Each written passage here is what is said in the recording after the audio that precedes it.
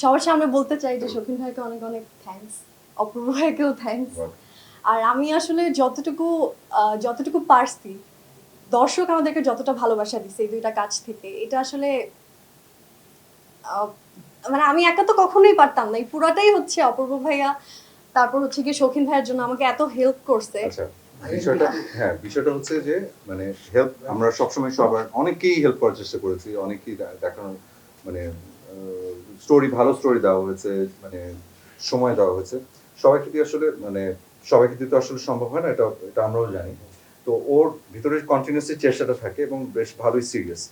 এইটা এইটা এইটা যাতে থাকে আর কি ভিতরে, তাহলে এতটুকুই হবে। এটা অপূর্ব ভাই, শৌখিন ভাইয়ার বা পাপ্পু ভাই, ইট ডাজন্ট ম্যাটার, প্রত্যেকটা কাজের মধ্যেই চেষ্টাটা যাতে থাকে।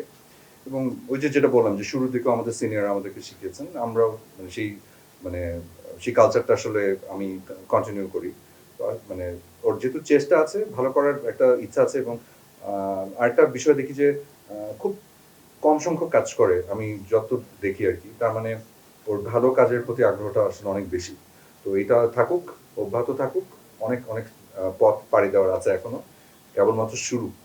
আমার কাছে মনে হয় যে কাজের কোয়ান্টিটি থেকে কোয়ালিটিটা থাকা দরকার অনেক। আর এটা আসলে আমার বরাবরই বরাবরই আমার ইচ্ছা ছিল যে আমি অনেক বেশি কাজ করব না, যেটাই করব ভালো করব। এবং এটা আসলে আমার শিখে আসা।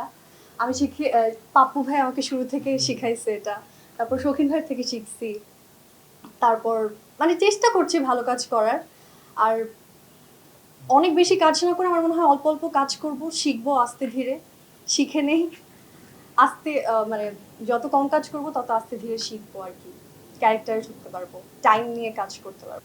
ভালো না খারাপ সেটা আসলে অবশ্যই ভালো, কিন্তু এত ডিটেলসে না বলি, ওইটা আমাদের ডিরেক্টর ভাই বলবে।